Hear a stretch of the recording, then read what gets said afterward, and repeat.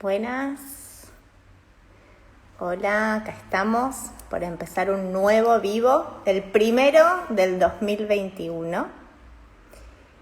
Vamos a hacer un vivo junto a Agustina Videla, que escribió el libro único Aprendizajes de una madre, así que bueno, vamos a estar acá aprendiendo juntas, una junto a la otra.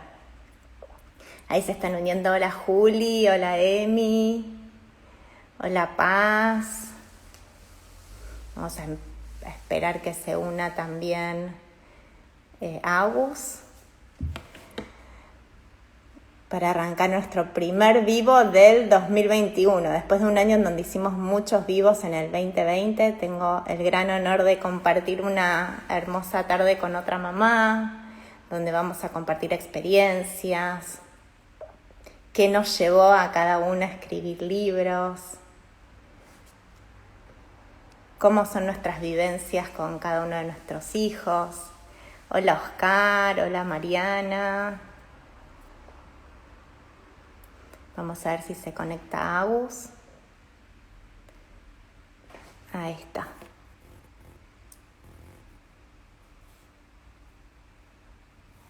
Hola Agus. Ahí veo que te conectaste. Me solicitas entrar y yo te doy el ok y empezamos a conversar juntas.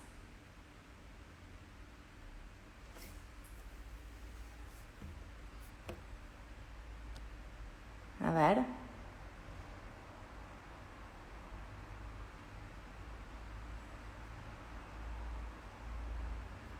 Ahí estamos. Ahí estamos esperando que Agus se pueda conectar, de mientras nos emprolijamos un poquito, luego de todo un día. Hola Agus. Hola. Qué lindo. ¿Cómo estás? ¿Cómo va?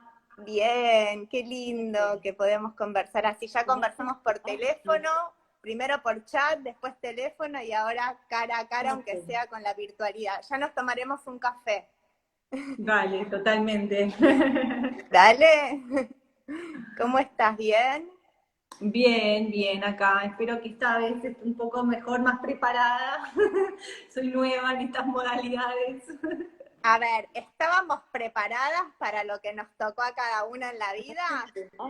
No, definitivamente. Entonces, lo importante es ir. Totalmente, sí, sí. La preparación va mientras uno va caminando, ¿no? Se va preparando Así es. mientras va avanzando. Yo estoy segura que sí, porque aparte podemos pensar que será de un modo o de otro cuando recibimos cada una el diagnóstico, pero bueno, después la verdad es que con esto no hay generalidades, son pequeños detalles las generalidades. Después es Totalmente. el vínculo que podemos llegar a generar, qué nos pasa a nosotros en lo particular. Bueno, vamos a hablar de todo esto en esta hermosa charla que vamos a compartir entre dos mamás. Sí, sí, me parece re lindo. Invito, bueno, imagino que vos también ya lo estarás haciendo, pero a todos los que se unan y a todas las mamás que seguramente hay muchas que comparten experiencias, ¿no? Como las nuestras, a Uh-huh. que cuenten, a que pregunten. Yo en estas últimas semanas, ¿no? A raíz del artículo y del libro, es increíble como, bueno, como cada día sé de otros casos y cuántas somos, ¿no? Cuántas mamás en situaciones diversas y a la vez similares, que muchas veces nos sentimos un poco solas también, ¿no? En este camino de Sí. incertidumbre muchas veces.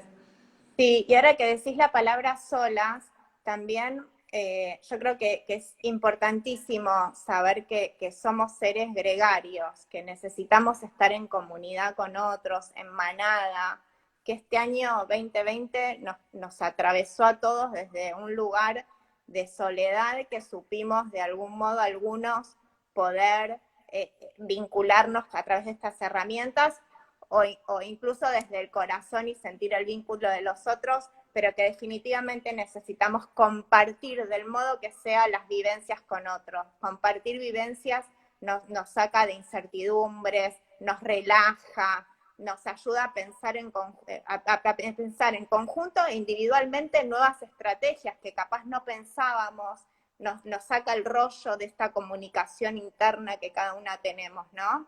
Totalmente. Además creo que, bueno, sin ir más lejos, digo, cotidianamente me sigue pasando en tantas situaciones, uno dice, pero no puede ser tan difícil, ¿no? O sea, se trata solo de ser mamá. ¡Ah! Y es muy intenso cada día y es muy complejo y me parece que realmente se requieren tantos conocimientos que de hecho como ninguna persona normal, usando esta palabra que no deberíamos usar, pero es muy difícil estar preparado con todo lo que uno debería poder tener para hacer frente a lo cotidiano de la manera que también somos todas muy exigentes, ¿no? Que quisiéramos. Y después lo que termina cayendo es una culpa de decir, bueno, soy yo, que no lo logro, que soy mala madre, que no me sale. Y me parece que también desde ese lugar abrir a la dificultad que hay adentro de cada casa, por lo menos la mía, ¿no? Y de todas mis falencias, mis errores y la humanidad de cada uno está bueno porque hay otros que también se encuentran y se dan cuenta de que, bueno, que somos todos así, ¿no? Que no hay, estamos todos intentando y haciendo lo mejor posible cada día. Y no es fácil.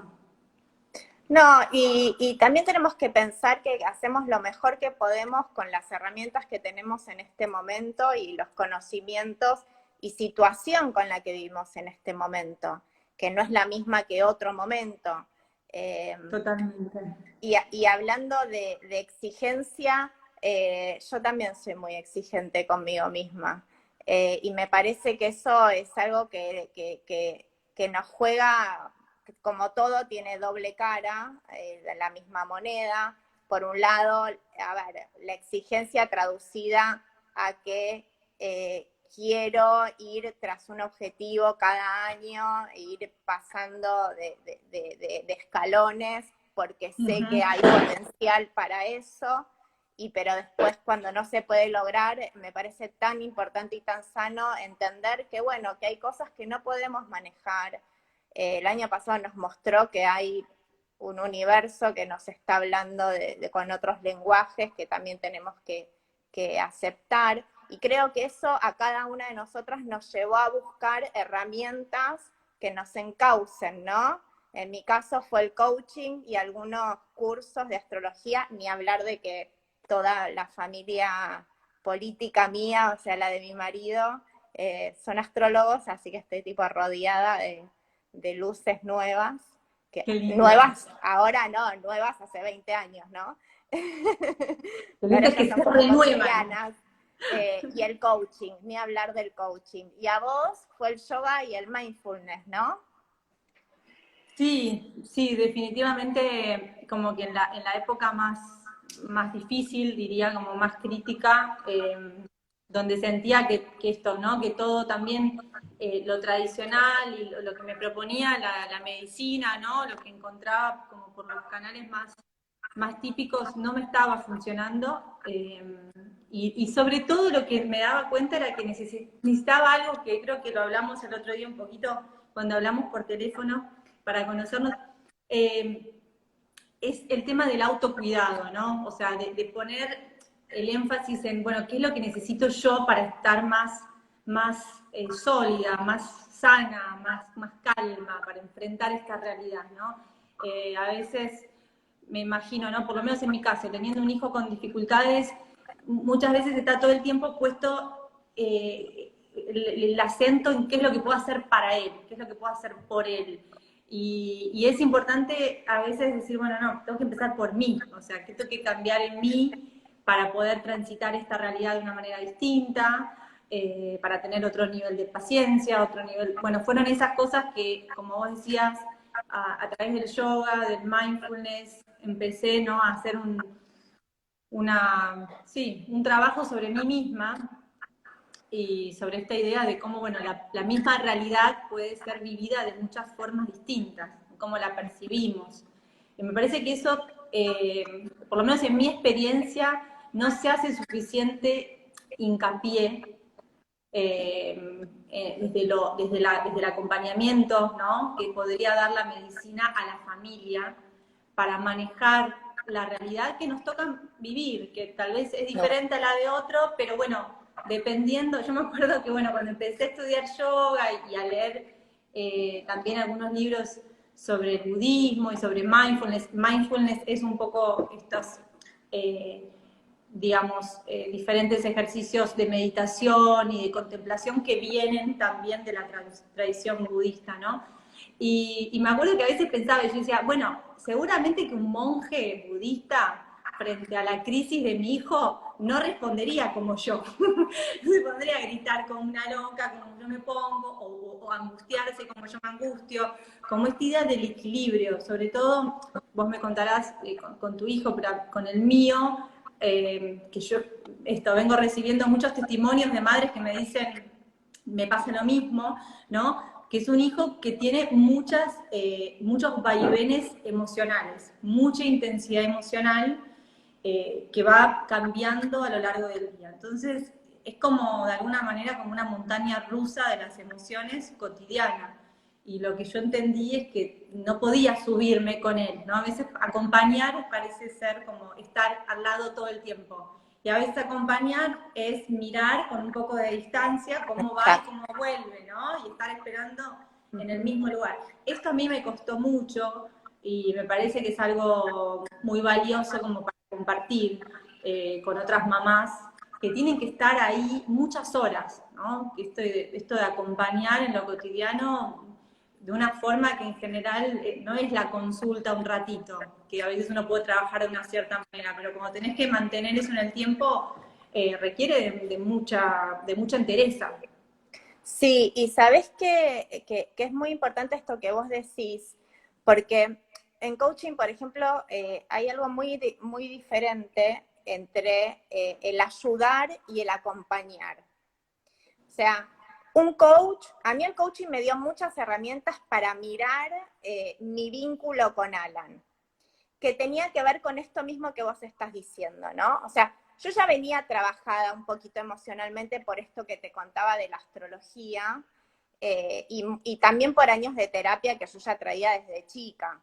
Eh, pero bueno, obviamente frente a la situación de tener un hijo con autismo y después 2 hijos más, los vínculos en casa se empezaron a acomodar emocionalmente de determinada manera, que recurrimos a una terapia psicoanalítica para Alan, pero a mí me pasaba que yo soy muy de brindarme y de ayudar, y el ayudar después en coaching aprendí que es como correr al otro y ponerte vos en ese lugar. Claro. Entonces, ¿estás ayudando o estás poniéndote la situación encima? ¿Estás ayudando a que aprenda a ponerse la zapatilla o se la estás poniendo vos? Eso es ayudar. Y acompañar es esto que vos estás diciendo. Voy viendo cómo son tus movimientos emocionales y desde ese lugar, ¿qué me pasa a mí con esos movimientos emocionales para ver de qué modo puedo acompañarte? A que vos los transites mejor y que yo también los transite mejor. Entonces Totalmente. vamos caminando a la par.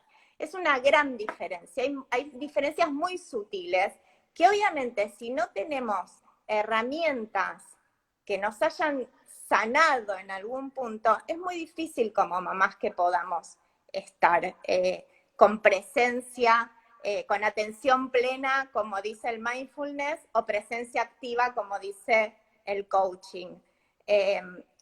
Y eso es fundamental. Y ni hablar de los egos. ¿Por qué me pasa a mí? Me está hiriendo a mí. No está queriendo entrar al cumpleaños que yo lo traje. O sea, Total. el pobre Alan no quería entrar al cumpleaños porque los estímulos lo hacían pomada, pobrecito, pero yo estaba con que, pero yo dejé todo para traerte al cumpleaños y me estás haciendo esto y no estás entrando. O sea, el poder corrernos de ese lugar es lo que nos va a dar esta paz que necesitamos, porque en definitiva lo que necesitamos es paz, es poder sentir Esto un que decís, alivio, ¿no? total, es clave, es clave. Lo que acabas de decir también para mí es algo bueno que yo creo que nosotros lo hacemos todos con todos en esta sociedad, digamos, esto que decís del ego, de tomar todo yo llamo como tomar todo personal, ¿no? Personificar todo pensando que está hecho porque te quieren, pero eso lo hacemos todo el tiempo, me parece, ¿no? En todas las relaciones que tenemos. Y a mí me pasa con Lucas particularmente, que él de hecho tiene como una exacerbación de eso. Y eso es una de las cuestiones que le dispara muchísimos malentendidos en la vida, ¿no? Donde se enoja porque piensa que el otro está actuando para molestar. Por ejemplo, se cae una pelota sobre él y enseguida va a pelearse o se enoja porque dice, me la tiraron a propósito. Entonces yo tengo que explicarle, no, o sea, fue un accidente, se cayó sobre vos. Bueno, este pequeño ejemplo en 1000 cosas. En lo cotidiano piensa que las cosas están hechas como para molestarlo, ¿no? Y es, entre comillas, gracioso porque uno diría, bueno, es muy exagerado lo que él hace. Y sin embargo, me doy cuenta de que, como vos decís, yo también lo hacía y que todos, en otro grado tal vez, no tan exagerado, pero lo hacemos todo el tiempo, ¿no? De esta cosa de ponernos como, no sé en qué libro, alguna vez leí muchas cosas distintas que a veces traigo, me acuerdo que decía esta idea de, bueno, todos nos pensamos protagonistas de la película que estamos viendo, ¿no? Nosotros somos, entonces como si todo fuera en función del protagonista, que somos nosotros en nuestra vida. Ujú. Y cuando nos corremos un poco, como vos decías, y vemos las cuestiones en perspectiva del protagonista, el otro protagonista de su vida, y que está tratando de vivirla, ¿no? Lo mejor que puede, de la manera que puede. Y entonces cuando entendés que sus dificultades, sus explosiones, incluso en mi caso, que muchas veces es muy difícil de transitar la agresión o hasta la violencia, no es hacia el otro, sino que es una consecuencia de un malestar, de una dificultad. Entonces, cuando lográs pasar por ahí, ya tu perspectiva para poder ayudar es Es completamente otra. distinta, completamente distinta. Y como vos decís, te da además esa palabra que dijiste, porque profundamente es eso, te da muchísima paz Paz. porque dejas de pensar en esto como una cuestión de batalla, como si fuera una pelea, ¿no? De mi ¿Mm? hijo, yo contra mi hijo contra mí. O sea, no, esto no es, estamos los dos trabajando juntos, eh, pero bueno, es muy fácil, aunque parezca ridículo decirlo, es muy fácil caer en eso, en lo Es cotidiano, muy me lo fácil. hace a mí, ¿no? Y es muy fácil caer en que hagamos cosas que hacen ellos también. Yo me acuerdo que ni bien pasé, Alan hizo los primeros años terapia conductista, cognitiva conductual, y después pasamos a una terapia psicoanalítica por decisión de la familia, ¿no? Esto es también porque justo habíamos tenido un hijo más, y bueno, a mí me cerraba más. Y me acuerdo una vez que la psicoanalista me mandó un artículo que había salido en un diario que decía que los padres se vuelven autistas, porque dejan de hacer cosas que hacían antes y se comportan del mismo modo. O sea, mi hijo no viene hacia mí a pedirme agua, entonces yo no voy hacia él a hablarle tampoco. No viene a hablarme, entonces yo tampoco le hablo. Y se empieza a hacer como esta cosa como más lejana del vínculo, en donde entre el miedo que tenemos, la incertidumbre, la duda de cómo va a seguir, la angustia, el ego, el cansancio y la falta de paz, empezás a entrar en un lugar en donde terminás siendo que los únicos que entienden a nuestros hijos son los terapeutas. Que eso yo lo leí de tu artículo, que decía, y al final, ¿dónde estaba yo con mi vínculo como mamá? Entonces, Total. empezamos a sentir todos estos dolores que si no los trabajamos, los seguimos exacerbando, seguimos confiando plenamente en las terapias y nos olvidamos del ser humano, nos olvidamos de ese vínculo, nos olvidamos de las emociones, esto que vos decías, que salta de una emoción a otra, nos olvidamos de las emociones primarias y cómo se maneja una rabieta, cómo se maneja un dolor, cómo se maneja la tristeza, cómo se maneja la alegría. Si volvemos a ese eje, no digo que es fácil No, no, no, volver, es muy pero difícil, y mejora que cuando muchísimo. ayuda mucho, y sobre todo cuando vamos pasando de etapas de la vida, ¿no? Cuando vamos pasando de todo lo que sucede cuando son chiquitos, todo lo que sucede en una edad escolar primaria y lo que a mí en particular me sucede ahora con Alan, que tiene 16 años. Que favor. no existo, ya está, desaparecí, o sea, ya está, o sea, También me está pasando. Me dice que soy un claro, dinosaurio. Soy tan vieja que soy un dinosaurio. Vengo de la prehistoria. claro, no me mires, me dice, no me mires, se tapa el calzón y me dice, no me mires, y yo, bueno, dale, mejor así, dale. Pero bueno, y todos estos, y qué me pasa emocionalmente con esto, de que no tengo más a mi chiquito, que lo contenía, que no sé qué, que ahora me lleva una cabeza, bueno, ¿qué me pasa? ¿Lo dejo pasar y digo, bueno, sí, es lógico, es la edad, o lo trabajo? Me doy cuenta del dolor, me doy cuenta que no sé dónde pararme, me doy cuenta que no tengo más a Alan chiquito, tengo un Alan adolescente pasando a ser un joven con todas las incertidumbres que eso va a traer y con todos los miedos nuevos que me genera. O sea, vuelvo a estar en una rueda de miedos, en una rueda de preguntas sin respuestas, en un desequilibrio de paz. Bueno, ¿cómo entro a eso de nuevo? ¿O lo dejo pasar? No, hay que volver a entrar. Y si tenemos que volver a pasar por un nuevo dolor para entrar a eso, bueno, hagámoslo, porque es la única forma que tenemos para acompañarnos a nosotras mismas, como mamás o como papás, y acompañarlos a ellos. Totalmente. Bueno, esto que decías vos, ¿no? Como el acompañamiento también es distinto en cada época, ¿no? En cada momento de la vida. Y sí, ahora también a mí me pasa que Lucas este año va a cumplir 14 y bueno, el libro, lo que cuento, transita un poco el periodo. Y ahora, a partir del artículo también se conectaron muchas mamás y familias, ¿no? Que me hablaban de casos de los 4, de los 5, de los 6. Yo pensaba, bueno, todos los momentos son importantísimos, ¿no?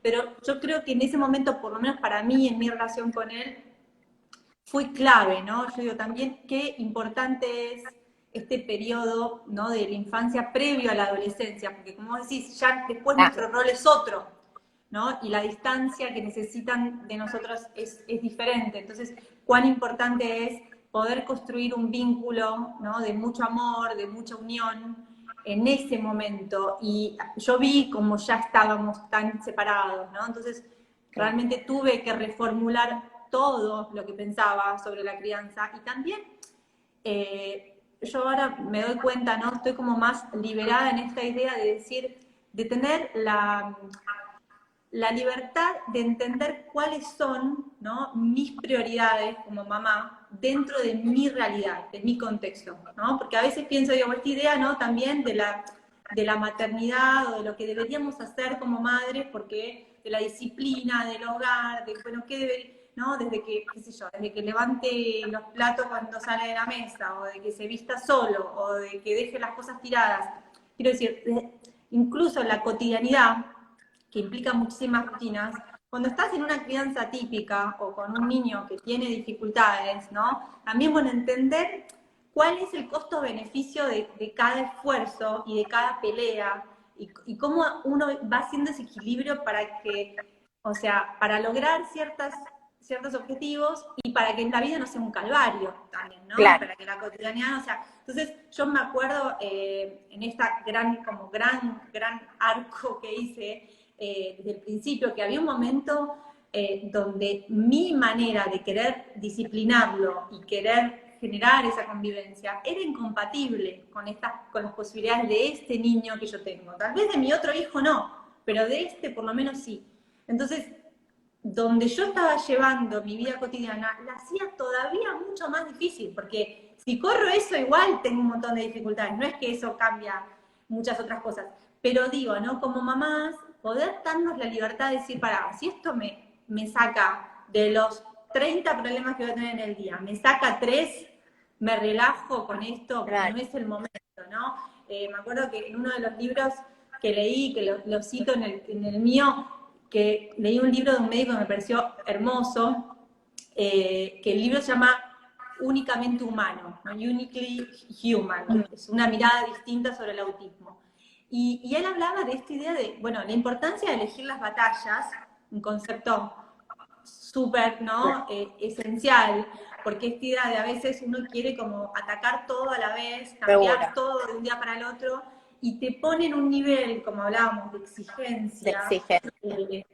que es agotador y que termina siendo esto que hablamos, donde estamos enfrentados con nuestros hijos y este vínculo que hablabas, que después va a transformarse porque llega la adolescencia, tenemos que también como poder disfrutarlo, poder cultivarlo en ese momento donde todavía, viste, quieren un beso, donde todavía nos podemos acercar, donde todavía hay más contacto, ¿no? Corporal, cariño, como yo también, como vos decías, hoy, viste, estoy todo el tiempo tratando de decirle, bueno, ¿me das un beso? ¿Me saludás? No, lejos, lejos mío. Claro. O sea, cambió completamente, ¿no? Y es un día para el otro. Entonces, bueno, mientras, qué sé yo, entre los 8 y los 10, cambiar algunas cuestiones de menos exigencia para construir cosas que tal vez son más profundas y más importantes a largo plazo. Porque a veces, ¿no? Lo cotidiano también va modificando. Día lo empiezo a ordenar.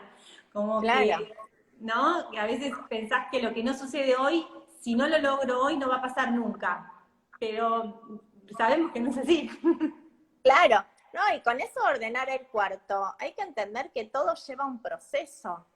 Entonces, eh, utilicemos la exigencia a nuestro favor, armando un plan para un proceso que tenga que ver con que de acá a 2 meses sepa cómo armar el cuarto solo. Entonces, los Claro. primeros días lo hacemos en conjunto, usamos pictogramas, usamos listas, o sea, lo que nos venga bien, lo que a cada chico le sirva, para poder lograrlo. Entonces ahí ya decidimos que esa batallita la hacemos de este modo. Eso nos Totalmente. va liberando tensiones también. Sí, sí. Obviamente lleva, esto es tiempo, y si hay algo que tenemos que entender es que el día tiene 16 horas activas. No nos Es estarían así, alcanzando las horas. claro. Entonces, obviamente ahí también hay que elegir qué batallar, ¿no? Y con Sí, esto también de qué batallar, es importante saber, o por lo menos a mí me hace mucho sentido cuando hay cambios de planes, o situaciones nuevas, o algún evento en particular, o un viaje, o lo que fuera, que no le puedo pedir todo. Entonces, si ya estamos en un hotel que no conocía, que no conocía y se bancó el avión o el auto o el totalmente. barco o el medio de transporte que utilicemos, y se bancó que la habitación no estaba hecha y se bancó dormir en otra cama, bueno, si a la mañana no se banca el desayuno y tuviste que llevarle las galletitas de siempre, y bueno, está muy bien, ¿no? O no quiso entrar al mar, bueno, o sea, no podemos pedir todo, así como a nosotras mismas, tampoco al otro. Entonces ahí es donde uno dice, bueno, ¿vale la pena batallar con eso? ¿Vale la pena decir, te traje hasta el mar, metete? ¿No? Entonces, Totalmente. ¿no? Sí, eso Porque, lo llaman, estaba leyendo un libro de un médico que lo llama, bueno, que yo también lo menciono, también es parte del sentido común, pero incluso es como una estrategia, ¿no? Emocional, que es la flexibilidad de respuesta. Pero está bueno tomarlo como un concepto, ¿no? Que está avalado, porque a veces a mí también esta idea de que a mí me pasaba que decís, bueno, como que está fallando, porque incluso con un chico que a mí me pasa, ¿no? Como que es inflexible, o sea, como en realidad contrariamente a lo que ahora considero el sentido común, pero antes pensando que era el sentido común, decía, yo tengo que ser muy estricta, o sea, tengo que lograr como esto, no soltar, por ejemplo, o sea, que se vaya a bañar todos los días, y me dice, no, no me quiero bañar hoy, bueno, no, porque si no se baña hoy, ya después esto como que sienta precedente, ¿no? Como que si yo suelto este lugar, después ya no lo voy a claro, recuperar más. Y eso yo me di cuenta que no es así, o sea, esto es lo que acabas de decir vos, o sea, hay un montón de cuestiones que inciden en la realidad de ese día en particular. Y uno las tiene que tomar en cuenta. claro. Porque si vino cansado y era muy tarde y algo sucedió y no Nos tenía pasa a ganas, nosotros. nos pasa a todos, claro. Ujú. Y al revés, lo que por lo menos personalmente entendí con el tiempo, es que esto que yo no sé, antes tenía esta idea como decir, bueno, no, es como una cierta incoherencia. Pensaba que en la crianza la flexibilidad, muchas veces como el cambiar un día sí, un día no, tenía que ver como con una incoherencia en el mensaje. Y ahora entendí que al revés, o sea, claramente tu capacidad de flexibilizarte frente a lo que está ocurriendo en ese momento es una forma de modelar la conducta. Entonces vos le estás mostrando que de hecho tenés esa capacidad de decir, mira, pasó esto, esto, ahora entiendo. Y entonces si vos sos Totalmente. flexible, él puede aprender esa flexibilidad en la vida. Ahora, si yo soy igual de inflexible que él, estamos los dos por el mal camino. Totalmente, totalmente. Y aparte es eso que vos dijiste, ir mostrándole que bueno, hacia ahí vamos. Mira, acá Julieta, que es médica psiquiatra, ella trabaja en el equipo de acción e inclusión y es muy amiga mía. Dice, la exigencia que lleva a querer todo y ya. Y es así, ¿no? O sea, es Total. exigirnos de que, bueno, que esto es así y ahora mismo. Y uniendo un poco, y acá Mariana dice, hay que hacer concesiones para que no sientan presión constante. Y uniendo un poquito esto que dice Mariana,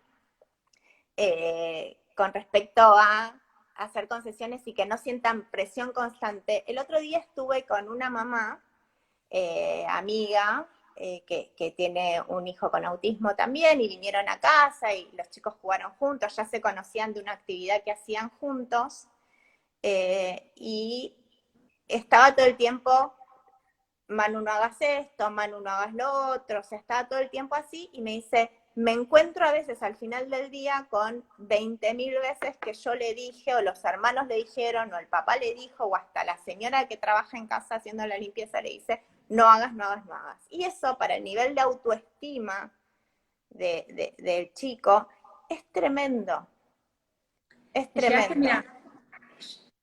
mira, esto también lo cito porque me pareció genial. Leí una vez que había un estudio hecho que el radio de como devolución, feedback, o sea, comentarios positivos y negativos, tenía que ser 5-1 para no sentir baja autoestima. O sea, Mira, por 5 comentarios positivos, 1 negativo, ¿no? Si yo estaba, o sea, estaba claramente al revés como mínimo, ¿no? Y justamente esto también lo escribí al respecto de esta idea de que si vos tenés dificultades en lo cotidiano, como me estabas contando esta mamá, que yo estaba en la misma, no hagas esto, no hagas esto, no hagas, o sea, como que todo lo que hace está mal. Que muchas veces va hacia esa situación y realmente socialmente no está aceptado lo que está haciendo, ¿no? Pero en algún punto, si vos todo el tiempo te están diciendo eso, en algún punto vos pensás, bueno, no sirvo para esto, que, o claro, sea, no sirvo para estar en la sociedad, o sea, o no sirvo para tener amigos, o no sirvo para ir a la escuela. Entonces, sí, me parece que eso también es súper importante, si uno lo entiende desde ese lugar, por más que sepas que eso no está bien, y eso no está bien, y eso no está bien, hay que no decirlo y de cada 5 decir una, ¿viste? Como para claro, que ir trabajando en lo positivo, ¿no? Y cambiar el claro, foco a lo que sí, porque también claro. esa es otra cosa, ¿no? Exactamente, pararnos en lo que sí es Lo que posible, sí. en lo que sí hacen. Y aparte vos pensás que vienen desde chiquitos con tratamientos en donde les están todo el tiempo diciendo lo que tienen que hacer. Así no, así sí, hacelo de este modo. Entonces, tan, y si nosotros eso también lo trasladamos al hogar, estamos perdiendo a la persona Totalmente. a su esencia total. Yo siempre digo, hay que pararnos en la posibilidad, en lo que sí están haciendo. Entonces, si va a un cumpleaños, pero no saludó al resto, pero está ahí, vino el cumpleaños, ¿no? Entonces, parémonos Absolutamente. en lo que sí es posible. Y sabes que también quería nombrar a Juli, de que ella es médica psiquiatra, trabaja conmigo en Acciona desde que nació Acciona, pero ella es muy amiga. Y esto significa que está mucho con nosotros. Estuvo en muchas situaciones que los terapeutas no llegan a ver. Y yo esto lo quiero rescatar porque a veces estamos como muy alineados o queremos alinearnos o pedir consejo al terapeuta, pero hay cosas de la vida cotidiana que como mamá, papá, hermano, cuidador se nos pasa, porque ya sostenemos que es así, y otra persona de afuera que tenga, no hace falta que sea médica, psiquiatra, pero digo, una persona que tenga otra mirada y pueda estar en casa también, en situaciones de la vida cotidiana, puede colaborar a hacer pequeños cambios. Te voy a dar un ejemplo. Alan, nosotros los fines de semana vamos a una casa de fin de semana donde hay una actividad social. Es un country y hay actividad social. Para esta actividad social nosotros contratamos un acompañante. Entonces, las primeras veces, o casi siempre, el acompañante venía a casa en busca de Alan e iban juntos a la actividad, al encuentro con el resto de los amigos de la edad y con el profesor que coordinaba la actividad de esa edad. Y un día, Julieta, estando en casa y viendo esa situación y viendo que Alan ya andaba en bici solo y conocía el recorrido, me dice, ¿por qué Alan no se encuentra en ese mismo lugar con Mauro? Eso es a veces estamos metidos en algo como que funciona y no queremos moverlo por miedo, y está buenísimo darle lugar a otras cabezas, a otras personas, a otra mirada, a un pensamiento lateral, a un pequeño cambio, obviamente consensuado con el acompañante, hablado con Alan, relojeado por nosotros, o sea, todo lo que conlleve, ¿no? Sí. Pero con esto voy que no seamos exigentes también con nosotras mismas de que somos las que sabemos cómo hacer las cosas y somos la que se nos ocurre, y en todo caso lo único que voy a traer diferente es oponerme o no con los terapeutas. No, hay un montón de información afuera y abrirnos esa información nos da mucha, vuelvo a decir la palabra paz, ¿no? Nos da, bueno, el sentido de estar contenidos, de saber que hay un otro que está empatizando con nosotros, el darle lugar a nuevas posibilidades, el saber que no podemos con todo y que está buenísimo no poder con todo, el sentirnos vulnerables pidiendo la colaboración que necesitemos, el aceptar y tomar esa colaboración. Me parece que nos trae un montón de aprendizajes para poder continuar, porque en definitiva lo que queremos es continuar aprendiendo y brindándonos, ¿no? Totalmente. Sanándonos. Estoy re de acuerdo. Estoy re de acuerdo con lo que decís. Igual también es interesante, seguramente no es la única posibilidad, pero me rescato también que, o sea, qué valioso que justamente Julieta pudo pasar tiempo con ustedes, porque me parece que muchas veces también la capacidad de dar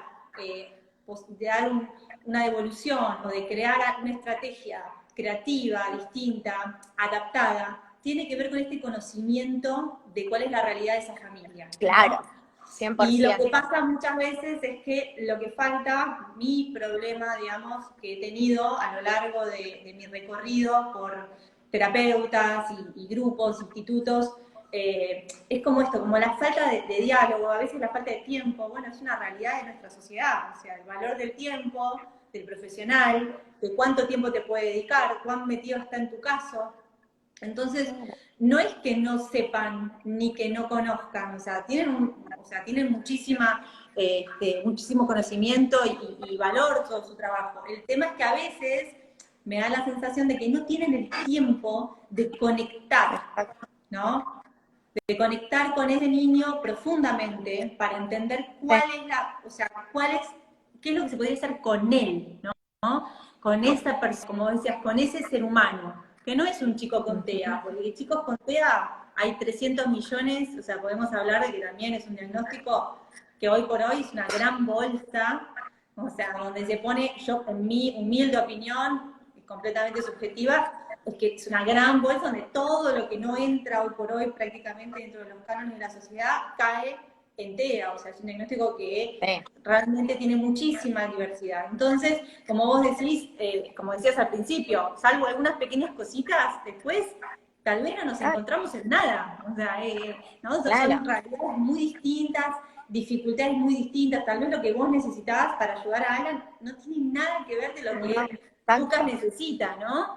Y entonces vos caes a la misma consulta y el médico, bueno, es como, bueno, fonoaudióloga, un psicoterapeuta, 2 veces esto, y se terminó ahí, y no hay realmente una escucha que te ayude. Por eso digo, también me parece que, yo lo estoy descubriendo ahora hace poco, pero me parece que esta comunicación entre madres, entre familias, es muy valiosa, Muy porque valiosa. abarca una dimensión que es más extensa de convivencia, de tiempo con el otro, ¿no? Que no es la realidad del consultorio. Y a la que muchas veces no llegan. Entonces yo por lo menos estoy como muy interesada en todas estas cuestiones que te permiten, no es que como vos decís, o sea, necesitas a los profesionales, necesitas otras miradas, pero también necesitas estas herramientas para lo cotidiano, ¿no? Para hacer frente al día a día.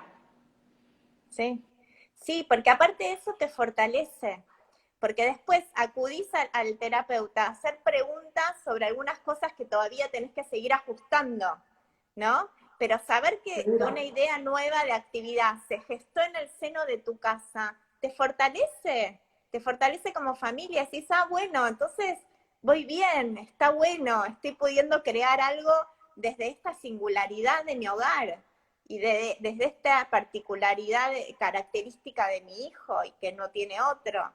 Y eso está buenísimo, eso nos hace sentir poderosas de nuevo, ¿no? Sí, sí, sí. Y me parece que tal vez, no sé, en el mundo ideal, digamos, en el mundo ideal me parece que en este libro que te citaba hace un rato de Únicamente Humano, de este médico, hablaba, incluso me acuerdo que había una frase que decía, el diagnóstico, el proceso diagnóstico de TEA es un proceso en conjunto entre el profesional y la familia.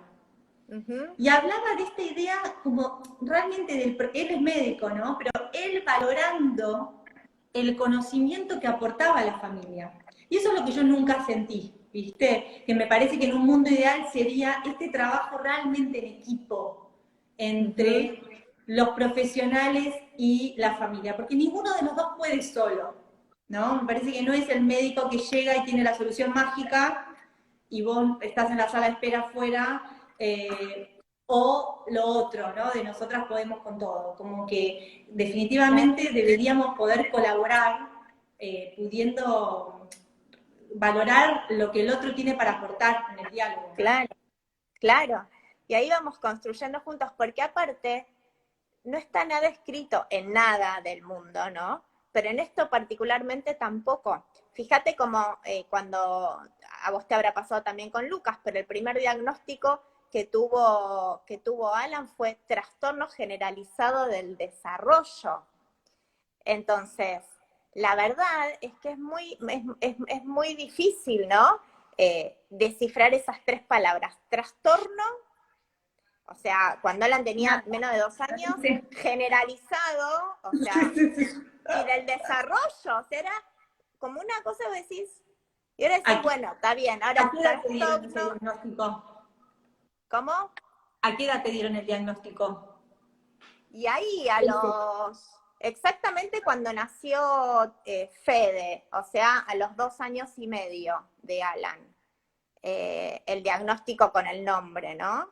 Después de haber hecho los estudios principales, polisomnografía,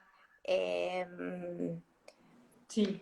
todo lo que tiene que ver con el frágil X, bueno, ya ni me acuerdo. Donde se descarta todo lo neurológico, ¿no? Exacto, eso llegó a los 2 años y medio más o menos. ¿Y después, posteriormente, te dieron otro diagnóstico distinto en algún momento? No, seguimos con el mismo diagnóstico todo el tiempo y cada vez que tenemos que hacer una reevaluación para lo que tenga que ver con el certificado de discapacidad, es el mismo diagnóstico. Incluso creo que en el certificado se sigue llamando trastorno generalizado del desarrollo, si no me equivoco. Que en realidad es un término que teóricamente ya no sería válido, ¿no? Sí. Porque yo investigué un poquito, por lo menos, mientras escribía el libro, para ver específicamente yendo a la fuente, ¿no? Y están los textos este libro, el DSM-5, el libro de psiquiatría, que es el libro diagnóstico por el cual se diagnostica, y creo que en la última versión ya se cambió trastorno general del desarrollo y Asperger, son parte de lo que se llama trastorno del espectro autista, Sí. que tiene 3 grados de diagnóstico, como 3 grados de severidad, digamos, y hay otro diagnóstico nuevo que nació. Entonces yo hago un poco hincapié en eso, porque también me parece que es como un misterio, ¿no? Donde, Sí. y es muy complejo. A mí me dieron, a la misma edad prácticamente, cuando Lucas tenía 2 años y medio, un poquito más. En mi caso, el neurólogo nos dijo, hicimos todos estos estudios y nos dijo, mira, es muy temprano para un diagnóstico, que me parece una respuesta que está buena, pero dijo, bueno, en función del certificado de discapacidad, vamos a poner este diagnóstico, trastorno generalizado del desarrollo. No, nos pusieron un retraso en la comunicación, fue el primer como diagnóstico para sacar el certificado, ¿no? También no entendía nada yo, ¿no? De qué podía llegar a significar. Y después, en mi caso, seguimos avanzando con tratamientos, ya el certificado sacado, pero nunca un diagnóstico particular. Y después nos derivaron a un psiquiatra, que el psiquiatra me insistía en que Lucas no tenía nada, ¿no? Y eso fue muy difícil también de vivir con eso, porque no era una mirada que trascendía el diagnóstico y me ayudaba de alguna forma, era una mirada en la cual me dejaba completamente como sola, ¿no? Y culpable porque decía, yo tengo este chico que no tiene nada y sin embargo es imposible de criarlo, porque todo le molesta, porque tiene crisis, porque... Y finalmente, recién a los 8 años, después de un montón de test, en otro instituto neurológico nos dieron otro diagnóstico que también ya estaba medio obsoleto para esa época, que no era TEA, pero se pensaba que era como un trastorno del espectro autista, ¿no? Así que digo, y yo he escuchado que muchas familias pasan también por estos diferentes estadios, ¿no? Con diferentes diagnósticos. Claro. A ver, yo soy igual, yo acepto el diagnóstico para los certificados y para una brújula determinada. Pero para mí lo más importante, sobre todo para quienes están ahora escuchándonos y tienen chicos chiquitos, es ir tras la limitación que están viendo. El hijo no habla, fonoaudióloga, no me importa el diagnóstico. Si lo puedo pagar, fonoaudióloga, sin obra social o como fuera, trato de ir hasta tener un certificado. No está caminando bien a nivel motor, kinesiólogo, terapeuta ocupacional. Después se llega al diagnóstico, que incluso puede variar mucho. Entonces, eso me parece muy importante. Después ahí una mamá preguntó a qué edad empezaron a hablar sus hijos. Alan empezó a hablar más o menos por ahí, cuando nació Fede, o sea, 3 años, por ahí con fotos. Una de las terapias que tenía era que le ponían la foto y él iba señalando. Imagínate lo que era para mí, que él señalaba mi foto y decía mamá, y me miraba a mí y yo no estaba ahí. O sea, era como que yo decía, esto hay algo que no está bien. O sí, o tiene que ser así, o sea, era una situación como muy, muy difícil de manejar. Yo por eso me tiré después al psicoanálisis. Cada familia después evaluará cuál es la mejor terapia que le haga sentido también a la familia. Yo ahí no me sentía bien, no podía aceptar esa situación, pero ahí empezó como a señalar. Y Alan lo que tenía de chiquito era fascinación por las calles y los números. Entonces, una forma para que él hablara estaba dada con hacerle actividades numéricas, ¿no? Entonces, a trabajar con calendarios, con los días de la semana. Entonces, eso hacía que él comenzara a hablar, porque no era un tema de no hablar, de falta de lenguaje, sino de qué tipo de cosas quería decir. Entonces, empezó por ahí. Y después, bueno, ahora con la psicóloga se manda grandes charlas, incluso chatea, todavía tenemos que trabajar en qué chatear, qué no, cómo hacerlo, que sea un ida y vuelta, que sea una conversación. Bueno, es un mundo difícil. Las sutilezas de lo social, ¿no? De la otra parte, ¿no? La parte de lo que se llama pragmática del lenguaje. Sí, con Lucas empezó a hablar casi a los 5 años, 4 años y medio prácticamente, muy tarde, fue muy difícil y fue muy tarde. Pero también una construcción, ahí ves que esta idea de, bueno, de cada cerebro es distinto y procesa las cosas diferente, pasó de esto, de hablar muy, muy tarde, a hablar muchísimo, es como que tiene una gran capacidad de oratoria, pero de repente, por ejemplo, es el día de hoy, o durante mucho tiempo casi, que conjugaba mal las palabras, o que tenía algunas palabras que les decía al revés, de una gran dislexia, ¿no? Entonces, como esto de un procesamiento distinto, ¿no? Y dificultades en cosas muy particulares.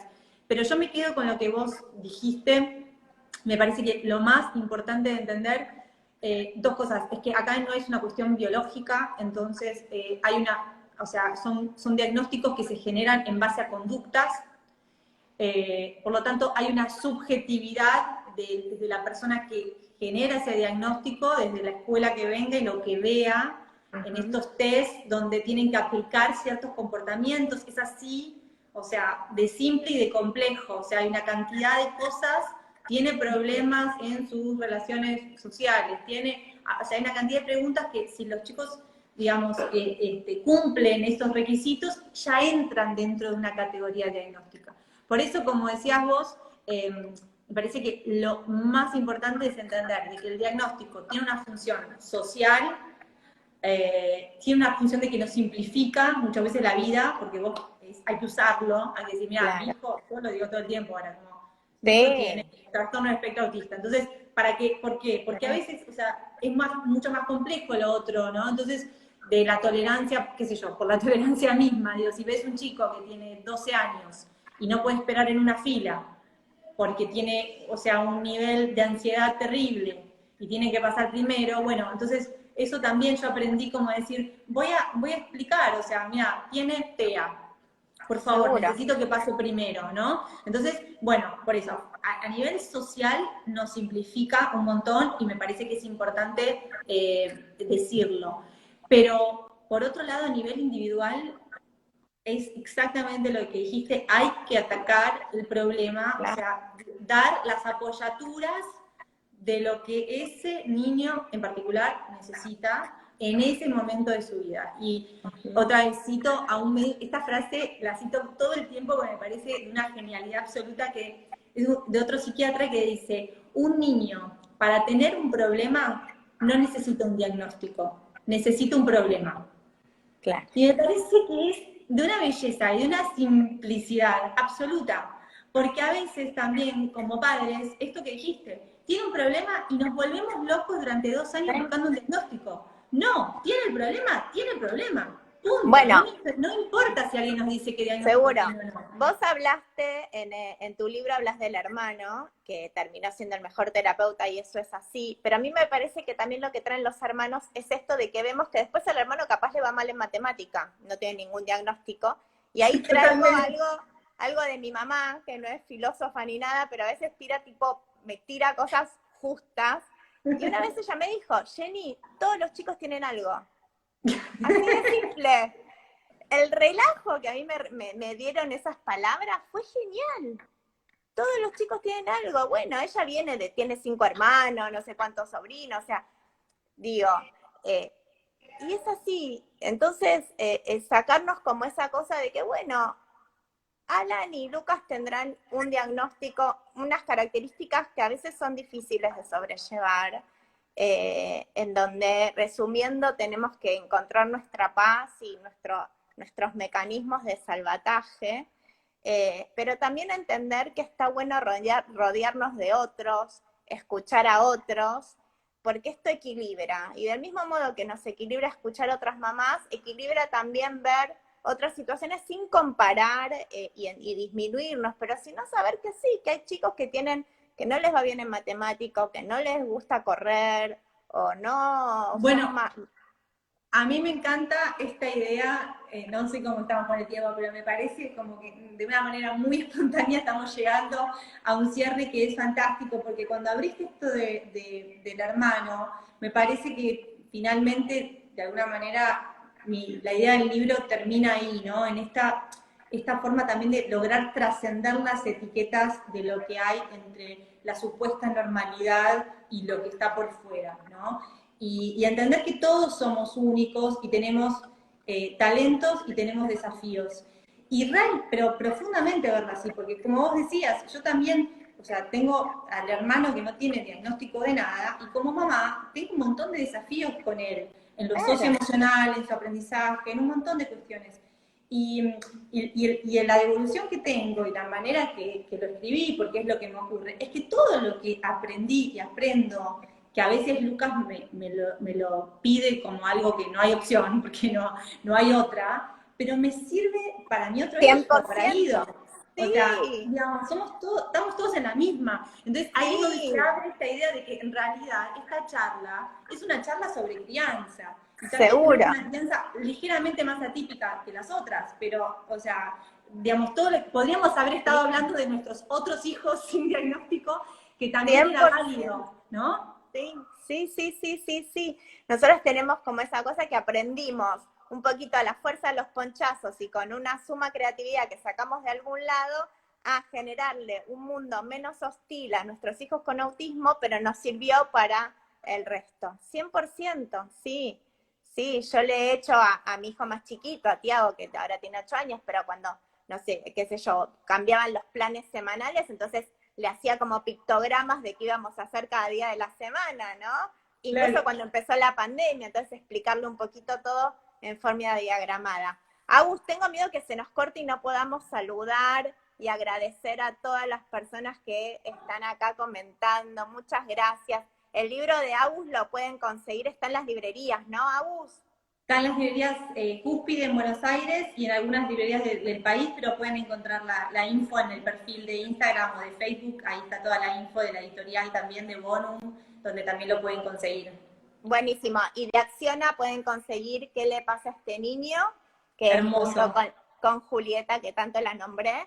Es un libro que aborda todas las discapacidades, brinda respuestas a las preguntas habituales que cualquier familia o niño se puede llegar a hacer en el encuentro con la diversidad. Nos lo piden a nosotros o también en nuestro Instagram están las librerías boutique que lo tienen. Bueno, fue hermoso, vamos a grabar la charla, la vamos a compartir en las dos cuentas, vamos a volver a charlar. Dale, totalmente, me encantó. ¿Sí? Muchísimas gracias. El libro se llama, el de Agus, se llama Único, Aprendizajes de una Madre, y el de Acciona se llama ¿Qué le pasa a este niño? Hermoso. Me encanta la También está prologado por Alexia. Ay, qué lindo. Sí, y tiene por la legislatura porteña. Qué bueno. Está, Bueno, ¿cómo se dice? Alexia me Destacado por la parece, legislatura porteña. Recomendado. Alexia es justamente, ¿no?, un referente de cambiar un poco la mirada y empoderar a familias y capacitar. Me parece que es fantástico el trabajo que hacen, así Sí, que bueno, ¿no? Y justamente también como se ve, como nos apoya a todos alrededor, muy generosa. así es, así es. Bueno, muchísimas gracias A por vos, estar Jenny. acá, por conversar tan lindo. Vamos a hacer otra porque creo que abrimos un montón de frentes, pero todo lo que fuimos hablando se cerró y pudimos contestar algunas preguntas y vamos a volver a reunirnos para sentirnos así, abrazadas entre todas las madres y sentir que no estamos Totalmente. solas. Dale, dale. Bueno, muchísimas gracias. Muchísimas gracias. Un abrazo enorme Un a los que están placer. ahí y a vos. Gracias. Muchas gracias a todas por estar ahí. Chau, chau. Chao, chao.